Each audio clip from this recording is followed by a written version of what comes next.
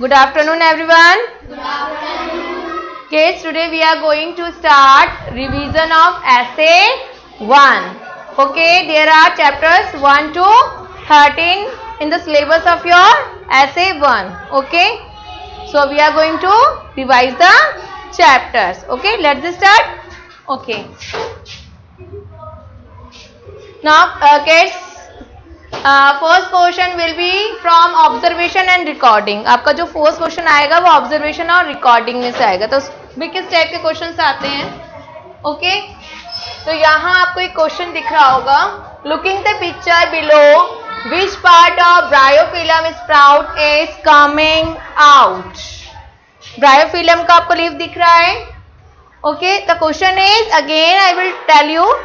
Looking the picture given below, from which part of bryophyllum sprout is coming out? Bryophyllum के जो sprouts हैं वो कहाँ से आ रहे हैं? Answer is leaf, stem, fruit or root. What is the answer? Answer is leaf. Yes, answer is leaf. Number A. Option number is A. So we fill A here. Clear? Now, next question. Looking at the picture of mint plant. Okay, आपको mint plant को देखना है. And state which part it is germinate. ये कौन से part से germinate होता है? Option is leaf, stem, fruit and root. Kids, what is the answer? Root. Very good. Answer is root. Then we fill here D number. Option number D is the correct answer. Yes? Yes. Okay. Now, next question. Looking at the below given picture and state which part of potato is germinating. Potato कहाँ से germinate हो रहा है? Yes, Naksh. Stem. Stem. Very good. Answer option number? Stem. Option number B. We fill B here. Okay? Clear? Now, sit down. Okay, now there is the question. Look at the picture of dam. You see there is the picture of dam and answer the following questions. तो आपको picture अब मिल जाएगी, उससे related कुछ questions यहाँ पर आपको दिखेंगे जिसके आपको आंसर्स राइट करने हैं. Clear? So first question. In which river the Mahi dam has been constructed. Mahi dam जो है वो कहां पर कंस्ट्रक्टेड है? कौन सी रिवर पे कंस्ट्रक्टेड है? So answer is Mahi dam is constructed on Mahi river. Answer is Mahi river. Next is what purpose is damn water use for. Dams का जो वाटर है वो किस चीज में यूज आता है? Okay, first is for irrigation, second is to provide drinking water and third is to generate electricity. Are you got the answer? Yes, Naksh. Sorry, Kunal, what is the answer? For irrigation, to provide drinking water. Yes. To generate electricity. Very good. So these are the uses of dam. Yes, this is the uses of dam. Sit down. Now next question. In which district of Rajasthan the Mahi Dam is located? We write the name of district. We write the name of district of Rajasthan. So answer is Banswara. Answer is Banswara. What is the spelling of Banswara?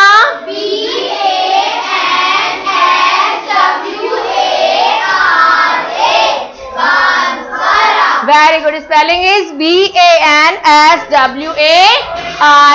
Banswara. Okay.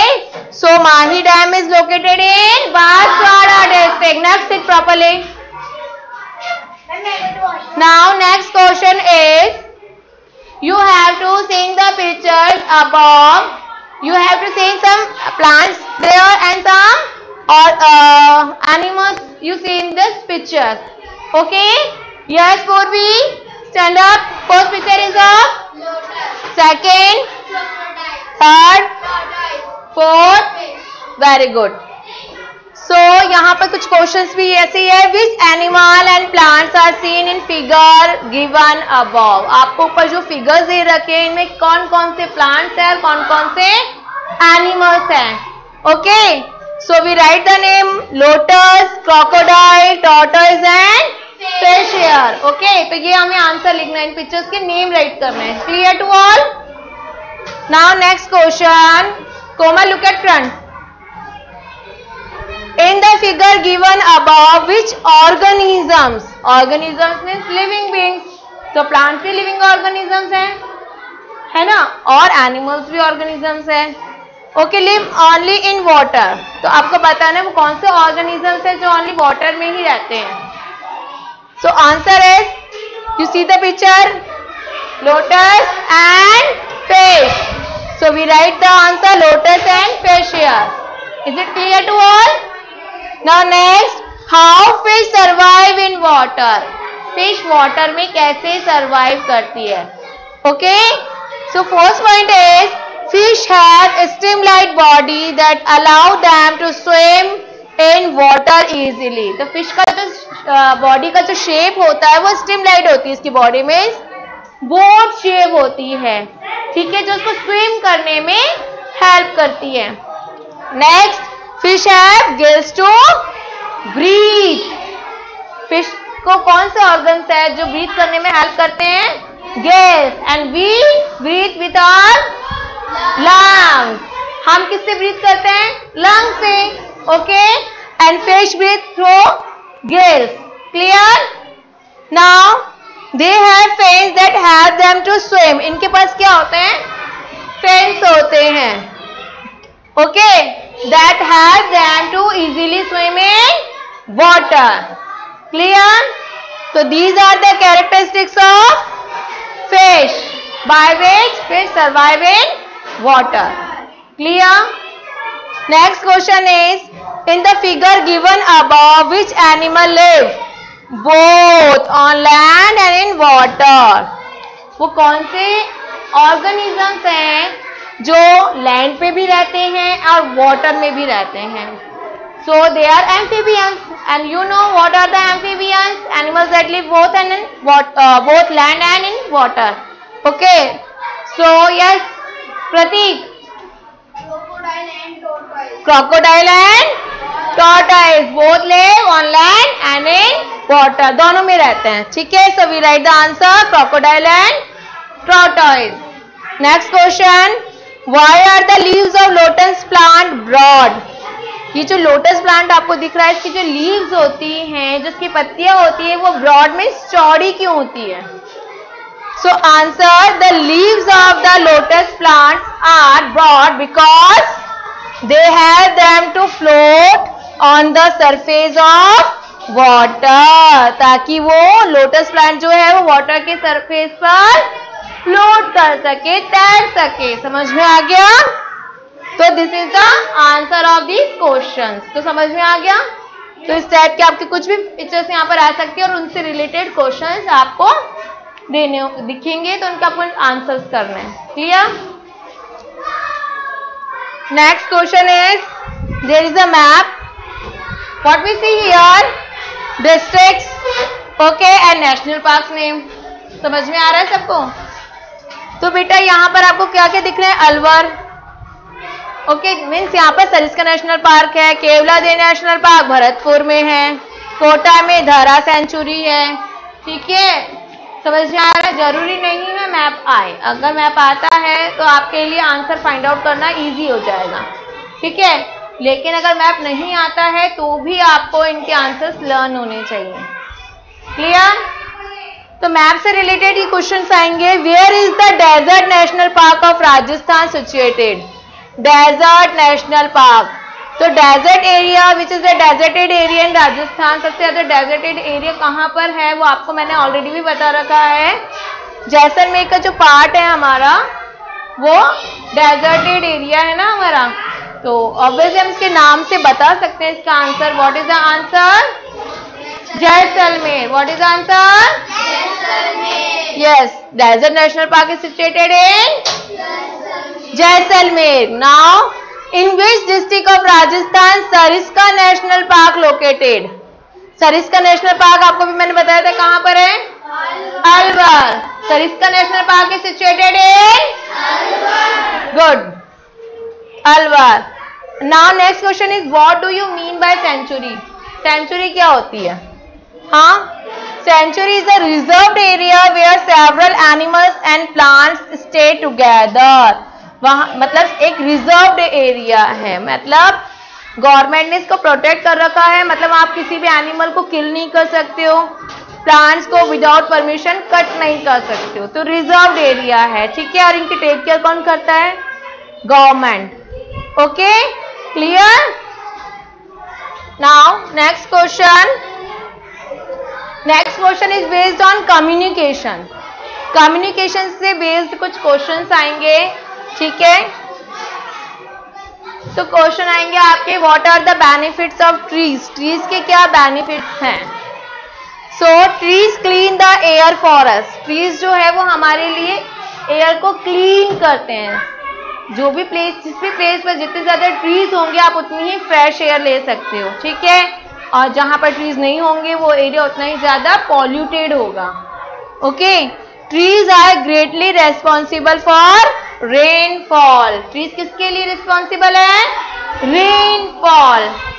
ज्यादा trees होंगे तो ज्यादा rainfall होगा, trees ही नहीं होंगे तो rainfall भी नहीं होंगे। समझ में आ गया? Trees give us fruits, flowers, vegetable, would, medicines and oxygen. तो ट्रीज हमें क्या क्या चीजें देते हैं? Trees gives us lots of things just like fruits, flowers, vegetable, wood, medicine, oxygen. Okay, we cannot live without oxygen. So tree gives us oxygen to breathe. Clear? Got it the answer? Yes, ma'am. Now next question is based on family. What is the difference between joint family and nuclear family? Joint family और nuclear family में क्या difference है?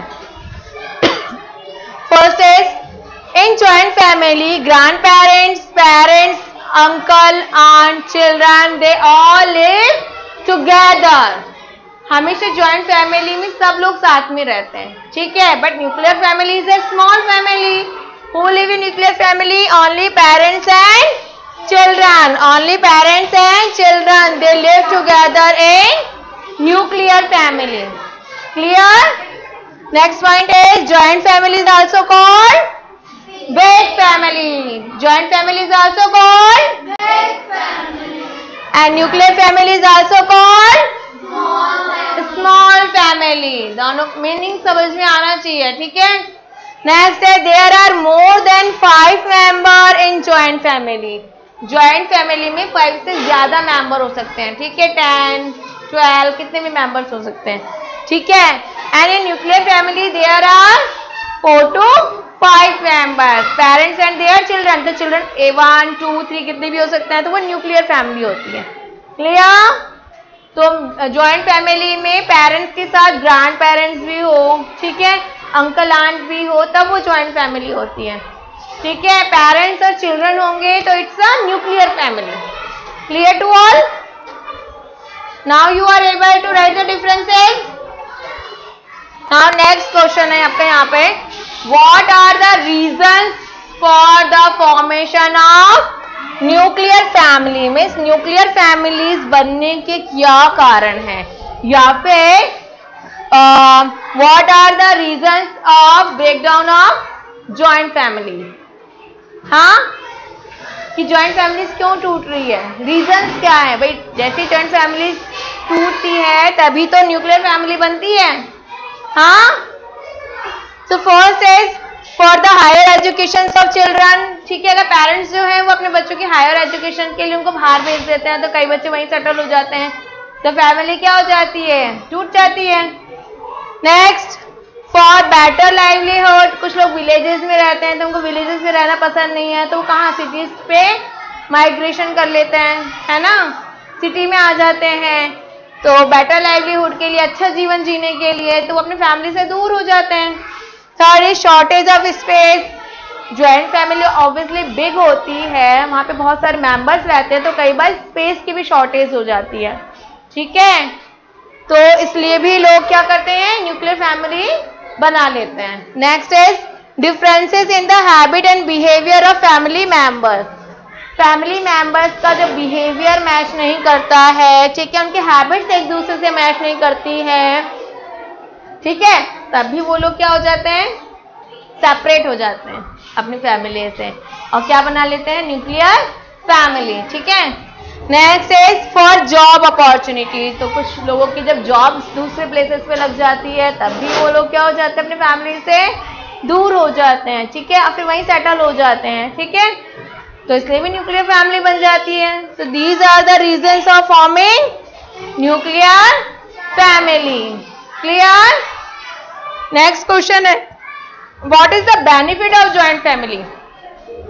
ठीक है, अगर अब लोग joint family में, आपको पता है आजकल ज्वाइंट फैमिलीज बहुत ही कम नंबर में मिलती है, बहुत ही कम आपको देखने को मिलेगी, मोस्टली आपको न्यूक्लियर फैमिलीज मिलती है, लेकिन आपको पता है ज्वाइंट फैमिली के बहुत सारे बेनिफिट्स हैं, ठीक है।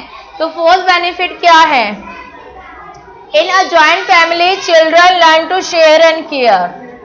ज्वाइंट फैमिली में जो बच्चे रहते हैं वो शेयरिंग और केयरिंग अच्छे से सीखते हैं, ठीक है। All the members help one another with house hold work, सारे मेंबर्स जो हैं वो घर के कामों में एक दूसरे की हेल्प करते हैं। Third is children learn moral values, जो बच्चे ज्वाइंट फैमिली में रहते हैं उनमें एथिकेट्स, मैनर्स, मोरल वैल्यूज बहुत अच्छी होती हैं, ठीक है। Joint family teaches us power of unity, joint family जो है वो हमें क्या सिखाती है, पावर ऑफ यूनिटी, मतलब यूनिटी में रहने से क्या होता है, कोई आपको कुछ भी, आपको कोई लॉस नहीं होता, ठीक है। तो एक तरीके से आप सीखते हो कि सब मिलके रहेंगे तो आपको कोई डिफीट नहीं दे सकता। Clear? We feel never alone in joint family, हम लोग कभी भी ज्वाइंट फैमिली में अकेला महसूस नहीं करते। तो these are the benefits of joint family. Clear? Next is disease and their symptoms caused by contaminated water and food. ठीक है, अब यहां पर आपको हो सकता है डिजीज का नेम राइट करने को आ जाए, या आपको डिजीज दे दे, इनके सिम्टम्स राइट करने को आ जाए, कुछ भी आ सकता है, ठीक है ना। तो आपको एटलीस्ट 2 या 3 सिम्टम्स तो सबके लर्न होने चाहिए। क्लियर? तो आपकी फोर्थ डिजीज है जॉइंडिस, जॉइंडिस हो गई है, diarrhoea, worm infection, polio. Okay, ये सारी डिजीज जो है इनका कारण क्या है, they cause by contaminated food and water. में जब आप लोग गंदा खाना या गंदा वाटर ड्रिंक कर लेते हो उससे आपको ये डिजीज हो जाती है, ठीक है। अब जॉइंडिस जो डिजीज है इसके क्या सिम्टम्स है, जॉइंडिस में जो है आपका स्किन येलो हो जाएगा, yellowing of skin, diarrhoea with yellow urine, yellowing of eyes, yellowing of nails और वोमिटिंग, ठीक है। These are the symptoms of jaundice, ठीक है। Second is diarrhoea. डायरिया में क्या होता है, loose watery stools, more than 4 to 5 motions in a day, means एक दिन में 4 to 5 मोशंस आपको हो सकते हैं, ठीक है। आपकी जो टंग है, आपकी जो लिप्स है, इस पे क्या होती है, ड्राइनेस आ जाती है, dryness of the tongue and lips. Okay, reduce frequency of urination, ठीक है, तो आपका जो यूरिन होगा वो भी कम होगा, ठीक है। This is the symptoms of diarrhoea, ठीक है। वॉर्म इन इन्फेक्शन, ये आप जैसे बच्चों में मोस्टली होता है, ठीक है। इसमें क्या होता है, रिड्यूस एपेटाइट, मीन्स आपको भूख कम लगती है, ठीक है। येलोइंग ऑफ द फेस, आपका फेस येलो होने लग जाता है। पेन इन स्टमक, आपके स्टमक में पेन होता है, फीवर आता है, एंड लॉस ऑफ वेट, आपका वेट कम हो जाता है। Clear? Now next is polio. Polio का जो मेन सिम्टम्स है वो आप इजीली गेन कर सकते हैं। इसमें क्या हो जाता है, spams in hands and legs and paralysis in legs, मतलब हैंड्स और लेग्स में ऐंठन जैसी आने लग जाती है और सडनली पैरालिसिस आ जाता है, ठीक है। साथ ही और के सिम्टम्स है इसके, फीवर है, हेडेक है, वोमिटिंग है। तो ये तो क्या है, आपके फर्स्ट स्टेज के सिम्टम्स है, ठीक है। धीरे धीरे आपके स्पैम्स आने लग जाते हैं हैंड्स और लेग्स में, और फिर सडनली पैरालिसिस आ सकता है, ठीक है। तो these are the symptoms of contaminated food and water disease, जो कि है jaundice, diarrhoea, vomit infection and polio. Clear? तो ये तो थी कंटामिनेटेड फूड और वाटर से होने वाली डिजीज, ठीक है। चैप्टर में हमने 2 डिजीज के बारे में और समझा था, which is transmitted by bite of mosquito. वो कौन सी डिजीज है जो मॉस्किटो के बाइट करने से होती है? एक तो मलेरिया और एक चिकनगुनिया, पढ़ा था ना, ठीक है। तो मलेरिया तो आपको पता ही है किसके बाइट करने से होता है, फीमेल एनोफ्लीज, ठीक है। यहाँ मेल एनोफ्लीज नहीं आएगा, या सिर्फ आप एनोफ्लीज लिख दोगे तो भी नहीं लिखना है, फीमेल लिखना जरूरी है, क्योंकि मेल जो एनोफ्लीज होता है वो तो नेक्टर सक करता है ना, तो वो तो ब्लड आपका सक करता ही नहीं, इसलिए यहाँ पर फीमेल एनोफ्लीज लिखना जरूरी है, ठीक है। And chikungunya by aedes aegypti mosquito, इसके बाइट करने से होता है, ठीक है। तो इन डिजीज के बारे में भी आपको पता होना चाहिए। Clear? Next question, step to prevent water borne disease. अभी आपने जो डिजीज पढ़ी थी, jaundice, polio, vomit in stomach, diarrhoea, ये सब वाटर बॉर्न डिजीज थी, गंदा पानी पीने से होती है, ठीक है। तो बेटा इसके प्रिवेंट मतलब आप इससे कैसे बचोगे? तो इसके लिए क्या करना है, wash your hands with soap and clean water before and after eating. हमेशा अपने हैंड को वॉश करना है, ठीक है, before eating and after eating. Cooking and using the toilet, toilet use करने के बाद, ठीक है, कुकिंग करने के बाद या कुकिंग करने से पहले भी आपको अपने हैंड वॉश करने हैं, ठीक है। Wash fruits and vegetables in clean water, आपको जो फ्रूट्स और वेजिटेबल्स है उसको क्लीन वाटर के अंदर वॉश करना है, ठीक है। बिफोर ईटिंग दैम, मतलब कभी भी आपको ऐसे ही नहीं खाना है, हमेशा फ्रूट्स और वेजिटेबल को पहले वॉश करना है, ठीक है, उसके बाद कट करना है एंड देन ईट करना है। क्लियर? कभी भी आप लोग जो वेजिटेबल्स को कट करके वॉश नहीं करोगे, क्योंकि इसके जितने भी विटामिन मिनरल्स होते हैं वो सब वॉश हो जाते हैं, इसलिए पहले आपको वॉश करना है देन कट करना है। Clear? Next, what happened? Cook your food well, do not eat raw meat. हमेशा अपने खाने को अच्छे से कुक करना है, ज्यादा ओवर कुक भी नहीं करना है, बहुत कम भी कुक नहीं करना है, ठीक है।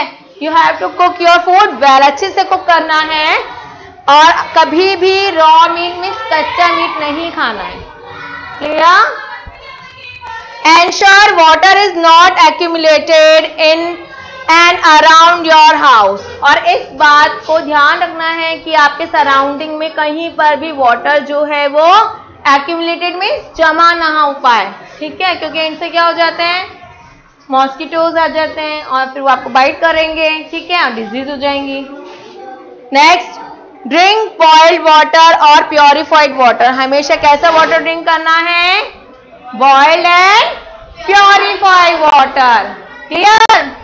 अंडरस्टूड? ओके, नाउ नेक्स्ट जो आपके क्वेश्चन आएगा वो क्लासिफिकेशन से रिलेटेड आएगा, ठीक है। तो ये आप लोगों को मेरे को लगता है बहुत इंटरेस्टिंग लगेगा, ठीक है। किया है हमने ये वाला, हाँ, तो चलो स्टार्ट करते हैं। किससे स्टार्ट करें? Yes, Rishika stand up. First question, is it clear? You can see? Yes. First question is, in one polythene bag there are a piece of paper, coin, key, grass straw. एक polythene bag में आपके पास क्या क्या है, piece of papers है, मतलब paper के टुकड़े हैं, कॉइन है, की है और ग्रास स्ट्रॉ है। अब आपको इनको क्लासिफाई करना है, which is float on water and which is sink in water. Yes Rishika, now tell me first is piece of paper, where we write pieces of paper. Very good, pieces of water are pieces of paper, sorry, pieces of paper, they can float. Float करेंगे. Next is coin. Coin is sink in water. So we write coin here. C-O-I-N coin. Next. Next is key. Where we write key? Carry sink. Yes, very good. K-E-Y key. And next is grass straw. It is sink or float? Float. Very good. Grass straw. Grass straw. It is float on water. Clear? Understand? Got it? Yes? Now Pari, stand up. Sit down, Trishika. Next question. Next question is, in a polythene bag there are milk, lemon, boondi laddoo, okay, and grapes. एक polythene bag में आपके पास milk है, lemon है, बूंदी लड्डू है, grapes है. Okay, अब आपको भी इनको क्लासीफाई करना है. Which is sweet and which is sour. कौन सा इनमें से स्वीट होगा, किसका टेस्ट स्वीट है और किसका सॉर मीन्स खट्टा है. Okay, tell me. First is milk. Very good. तो हम राइट करेंगे milk here. Next is lemon. Lemon is sour. L-E-M-O-N lemon. Next boondi laddoo is sweet. Very good. Boondi laddoo. Very good. Next is grapes. Grapes are sour in taste. Sit down. Jaideep, stand up. Next question. Is it clear to? Now identify the following famous sports person with their related sports. ठीक है, अब आपको यहाँ पर sport person के name दे रखे हैं, sports के नेम दे रखे हैं. आपको बताना है कौन सा स्पोर्ट पर्सन कौन सा स्पोर्ट्स प्ले करता है. तो यहाँ पर पहले आप स्पोर्ट्स का नेम लिखेंगे. जैसे सबसे पहले है आर्चरी, तो मैं यहाँ लिख दूंगी ARCHERY, आर्चरी. हाँ, which sport person play archery? Mary Kom, Sachin Tendulkar, Bhakti Sharma और Limbaram. What we write here? Bhakti Sharma. Anyone else? Yes Kunal. No, it's wrong answer. Yes Anushka. Very good. Limbaram. Limbaram associated with archery. Sit down. Sit you all. Next question. Next question is cricket. CRICKET cricket. Which sport? ये तो हो गया ना, इसको cross कर देंगे. Next is, अब हमारे पास कौन कौन से बच्चे? Mary Kom, Sachin Tendulkar and Bhakti Sharma. Sit Jaidev. Yes Naksh. Very good. Sachin Tendulkar. SACHIN Sachin. TENDULKAR. Sachin Tendulkar related to cricket. Next is boxing. Next sport is boxing. Only raise your hand. Only raise your hand. Yes, Manvi. Mary Kom. Very good. Mary Kom. And last is swimming. Swimming associated with answer always Bhakti. Yes. BHAKTI Bhakti. SHARMA. Okay. So आपको इस type से इनको classify करना होगा अगर ऐसे type के questions आते हैं तो. Okay, clear? सिट. सिट मानवी. Next. Yes, who will give me the answer? Only raise your hand. Only raise. Yes, Supriya. So in a polythene bag, salt, sugar, oil, wax are kept. Classify them things that is dissolved in water and things that does not dissolve in water. जो पानी में dissolve होती है means घुल जाती है and which is not dissolve, जो पानी में नहीं घुलती है. तो सबसे पहले हमारे पास क्या है? Salt. It is dissolve and does not dissolve. Yes, so we write salt here. Next, sugar. Very good. Sugar is dissolve. Next point is oil. Where we write it? Yes, and wax. Very good. Sit down. Got it? How you classify them? Okay. Now next question.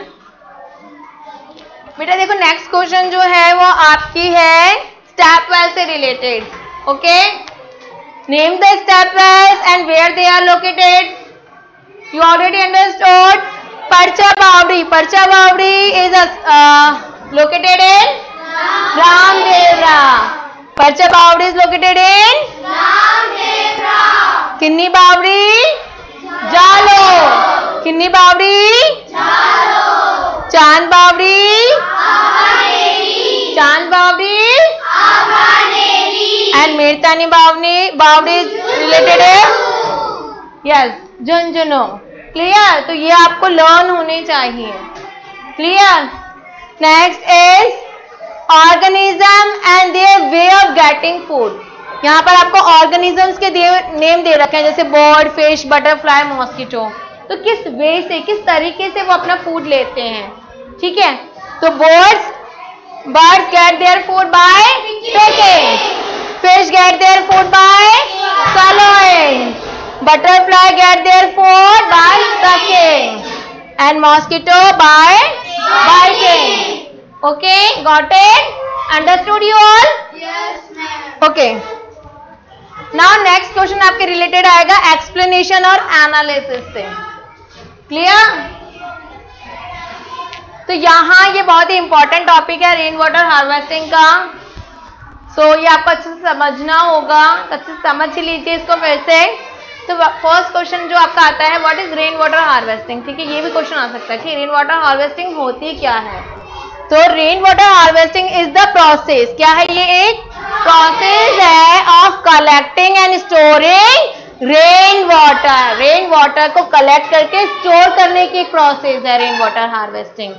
Okay, that falls on. Rain water कहाँ पर false होएगा? Roof पर, parks पर, roads पर और another open area. किसी भी open place पर जब रेनफॉल होता है और उस वाटर को आप कलेक्ट करते हैं, this process is called rain water harvesting. Okay, now the steps of harvesting of rain water. Rain water harvesting के क्या क्या स्टेप्स हैं. ठीक है, फर्स्ट है आपका rainfall on the roof of the house. ठीक है, आपके अगर आप अपने घर पर कर रहे हो रेन वाटर हार्वेस्टिंग तो सबसे पहले वहां पर रेनफॉल होगा. देखो यहाँ पर रेनफॉल हो रहा है. रेनफॉल कहाँ पर हो रहा है? ओपन प्लेसेस पे होना है. तो आपके हाउस का जो ओपन प्लेस है वो क्या है? आपकी roof. Clear. So rainfall on the roof of the house. ये फोर्थ स्टेप है. Second step, flow of water bye drain. मतलब पानी का जल्दी से क्विकली निकल जाना. कहां से? ड्रेन से. तो यहाँ पर आपके आप सबके रूम्स पर छोटे छोटे से ड्रेन्स बने हुए होंगे. ठीक है, जहां से पानी निकल जाता है आपकी किसका? रूफ का. Next, water flows down the roof by pipelines. अब ये जो पानी है आपका, जो वाटर अब यहाँ पर जो इकट्ठा हो रहा है जल्दी जल्दी यहाँ ड्रेन से निकल रहा है, तो किसके थ्रू जाएगा? पाइपलाइंस के थ्रू. यहाँ पर आपके हाउसेज में पाइपलाइंस होती है. ठीक है, अटैच टू द ड्रेन्स. अब ये पाइपलाइंस किससे अटैच होती है? यहाँ जो आपके रूफ पर जो ड्रेन्स होती हैं उनसे अटैच होती है. समझ में आ गया? Gathering in the water tank clean with filter in pipes. अब आपका जो पानी है यहाँ पर जो फिल्टर से, पाइपलाइन से जो वाटर यहाँ पर आप उसको क्या करोगे? फिल्टर करोगे. और फिल्टर करने के बाद में ये जितना भी पानी है वो कहाँ जाकर के स्टोर हो जाएगा? आपके हाउस के नीचे टैंक में स्टोर हो जाएगा. ठीक है, अब स्टोर होने के बाद में क्योंकि वाटर क्लीन हो चुका है तो इस वाटर से आप इसको बहुत चीजों में यूज कर सकते हो. The water collected in the tank to be used in various domestic and farm works, मतलब अगर जितना भी पानी यहाँ पर इकट्ठा हो गया है ये क्लीन है, अब आप उसको डोमेस्टिक पर्पस के लिए यूज कर सकते हो, washing, cleaning, mopping, watering plants, इन सब के लिए आप इसको यूज कर सकते हो। ये तो हो गया डोमेस्टिक पर्पस, और साथ ही आप इससे फार्म्स को भी इरिगेट कर सकते हो। ठीक है, क्लियर, समझ में आ गया। Next is usage of rain water harvesting के क्या क्या यूजेज हैं। This water is use for house hold activities, आपके घर के कामों में आप इसको यूज कर सकते हो, जैसे कि वॉशिंग, क्लीनिंग, वाटरिंग प्लांट, समझ में आ गया। फॉर इरिगेशन, मतलब क्रॉप्स को पानी देना है। फॉर जनरेट इलेक्ट्रिसिटी जनरेट करने के लिए यूज हो सकता है। एंड फॉर ड्रिंकिंग, क्योंकि क्लीन हो चुका है तो आप इसको ड्रिंक भी कर सकते हो। समझ में आ गया। So these are the steps and you have to learn these steps properly. Okay. Next question, राहत, a Persian whale. ठीक है, ये आपको समझाया था, इसका वीडियो भी आपको दिखाया था अच्छे से, समझ में आ रहा नहीं। ये बहुत ही एंशिएंट टाइम की क्या एक मेथड है to irrigate the land, land को इरिगेट करने का बहुत ही पुराना मेथड है। ठीक है, इसमें क्या होता है, a widely use method for drawing underground water is the rahat. में जो अंडरग्राउंड वाटर होता है, underground water that goes into the soil, जो पानी सॉइल के अंदर चला जाता है। ठीक है, और वहां जाकर नीचे जाके इकट्ठा हो जाता है। उस पानी को जब आप कलेक्ट करते हो तो उसके लिए मेथड है एक राहत। समझ में आ गया, अंडरग्राउंड वाटर को कलेक्ट करने का मेथड है। It is partly submerge vertical wheel with the bucket attach to the rim. ठीक है, यहाँ पर ये क्या होती है, एक सबमर्ज्ड वर्टिकल व्हील होती है। यहाँ पर व्हील लगी हुई दिख रही है आपको। ठीक है, इसमें क्या अटैच्ड है, ये बकेट्स यहाँ पर अटैच्ड है, इस रिम से अटैच्ड है। ठीक है, when animals such as bullock turn the wheel, the bullock attached to the rim also turn। जब ये आपको ये बुल्स दिख रहे हैं, ये जब बुल्स मूव करते हैं तो ये बकेट्स, ये जो रिम है ये भी मूव करती है, और ये मूव करती है तो यहाँ से एम्प्टी बकेट नीचे जाती है, यहाँ से फिल होकर के फिर ऊपर जाके यहाँ चैनल से पानी को निकाल देती है, जिससे हम लैंड को इरिगेट कर सकते हैं। समझ में आ गया। Next, bucket as the bottom are filled with water, तो जो बकेट नीचे की साइड में होगी वो ही वाटर से फिल्ड होगी। समझ में आ गया। इस साइड में फिल्ड वाटर है और इस साइड में एम्प्टी है bucket. When they rotate, they empty the water into channels and irrigate the land। और जब ये व्हील्स रोटेट होती है तो ये अपने सारे पानी को कहाँ पर छोड़ देती है, यहाँ पे चैनल बना हुआ है, यहाँ पर सारा पानी बकेट्स में से निकल जाता है। समझ में आ गया, और लैंड इरिगेट होता है। इसका ऑलरेडी आप लोगों ने इतने अच्छे से वीडियो देखा था, ये तो बहुत ईजी है आप लोगों के लिए। क्लियर। नेक्स्ट क्वेश्चन आएगा आपके क्वेश्चनिंग से रिलेटेड, मतलब आपको क्वेश्चन फ्रेम करने होंगे। समझ में आ गया। नेक्स्ट क्वेश्चन देखो बेटा, फर्स्ट क्वेश्चन है, यस गर्वित स्टैंड अप। देखो इस टाइप का क्वेश्चन आ सकता है जहां पर आपको लगाना है व्हाट आएगा, व्हेन आएगा, वेयर आएगा या व्हाई आएगा। You all know about what is the meaning of what, when, where and why। Question is what we fill here, हम मुझे यहाँ पे क्या फिल करना है आपको बताना होगा। गर्वित, dash is effect of the scarcity of land on the size and expansion of building in the city। What we fill here, क्या फिल करना है हमें, what, when, where और why। कौन सा ऑप्शन फिल करे बेटा, very good, what। What is the effect of scarcity of land, तो हम यहाँ पे क्या फिल करेंगे, what। Good, now sit down। Payal, next question, which option we fill here, multi-story building are made, what, when, how and why। कौन सा question, कैसे बनेगा इसका question, how multi storey building are made या why multi storey buildings are made. Multi storey building को क्यों बनाया जाता है, yes why. What we fill here? Y. Sit down. Next, yes, Trishika. Dash is the big government hospital in your district. Very good. What we fill here? Where is the big government hospital in your district? मतलब आपके district में कहाँ पर government hospital है, तो हम यहाँ पे वेयर फिल करेंगे. Okay, sit down. प्रत्येक सेट. नेक्स्ट क्वेश्चन देखो, आपको खुद को भी फ्रेम करने के लिए आ सकते हैं क्वेश्चन. ठीक है, जैसे कि आपने करे हुए हैं, ये आप लोगों के लिए फैमिलियर है इस टाइप का क्वेश्चन. तो ठीक है, क्वेश्चन क्या है? What question will you ask the farmer to get information on regarding irrigation. अगर आपको किसी फार्मर के पास भेज दिया और आपको पूछना है उससे कुछ इरिगेशन से related questions, then what you ask to him, आप उससे किस टाइप के क्वेश्चन पूछोगे? देखो, फर्स्ट क्वेश्चन जैसे हम पूछ सकते हैं, which are the different method of irrigation, in which method of irrigation has animal labour been in use, है ना. जो इरिगेशन मेथड है इसमें किस टाइप के एनिमल्स को हम यूज कर सकते हैं. And in which method of irrigation is electricity use. Irrigation का वो कौन सा मेथड है जिसमें हम इलेक्ट्रिसिटी यूज करते हैं, वो कौन सा मेथड है जिसमें हम एनिमल्स को यूज कर सकते हैं. ठीक है, तो इस टाइप के क्वेश्चंस आपको फ्रेम करने को आएंगे, तो आपको ये आना चाहिए. समझ में आया? क्लियर? तो जरूरी नहीं यही क्वेश्चन आए, इसके अलावा कुछ भी क्वेश्चन आ सकता है. क्लियर? तो क्वेश्चन फ्रेमिंग आपको अच्छे से आनी चाहिए. नेक्स्ट क्वेश्चन है एक्सपेरिमेंटिंग. तो बेटा एक्सपेरिमेंटिंग में आपके रिलेटेड आ सकते हैं कुछ लॉन्ग क्वेश्चंस. ठीक है, जैसे कि ब्रेल स्क्रिप्ट से रिलेटेड आ सकता है. Braille script, you know. Yes, people who cannot see and recognize the letter of the alphabet by touching them with the help of a special script called Braille script. तो जो लोग देख नहीं सकते हैं, how they read and write? They read and write with the help of Braille script. Okay? Who invented Braille script?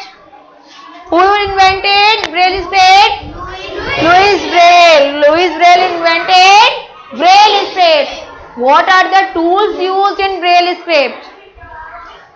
What are the tools used in Braille script? Yes, stylus and slate. Tools used in Braille script are slate and stylus. ये आपको दिख रहा है यहाँ पर, ये stylus and slate easily दिख रहे हैं. Next, there are 6 raised dots for the letters in Braille script. Braille script में बेटा देखो यहाँ पर 6 raised dots होते हैं. ठीक है, और आपको स्टाइलस पेन से पॉइंट करना होता है. Clear? Next, the slate is a metal और प्लास्टिक गाइड. ये जो स्लेट दिख रही है आपको, या तो ये मेटल की बनी हुई हो सकती है या फिर प्लास्टिक की बनी हुई हो सकती है. That opens with a movable joints at the one end. मतलब एक साइड पर यहाँ पर क्या होता है, जॉइंट लगा हुआ होता है, जिससे आप इसको इजीली खोल सकते हो और बंद कर सकते हो. ठीक है. The slate is kept on the paper and stylus is used to make holes in the paper. यहाँ पर आप इस स्लेट को पेपर के ऊपर रखते हो. ठीक है, और स्टाइलस की हेल्प से आप उसमें होल बनाते हो. ठीक है, अगर आपने यहाँ पर 1 होल बनाया या फर्स्ट वाला, तो मतलब इसका मीनिंग क्या है, कौन सा लेटर है वो? ए. समझ में आ गया? अगर आपने स्टाइलस से 2 डॉट्स को इस टाइप में होल किया तो लेटर में बी. ठीक है, तो इस टाइप से जो ब्लाइंड पीपल्स होते हैं वो ब्रेल स्क्रिप्ट की हेल्प से रीड एंड राइट करते हैं. क्लियर? तो this is the revision of the SA1 exam. Okay, best of luck for your exam. Okay, goodbye and take care.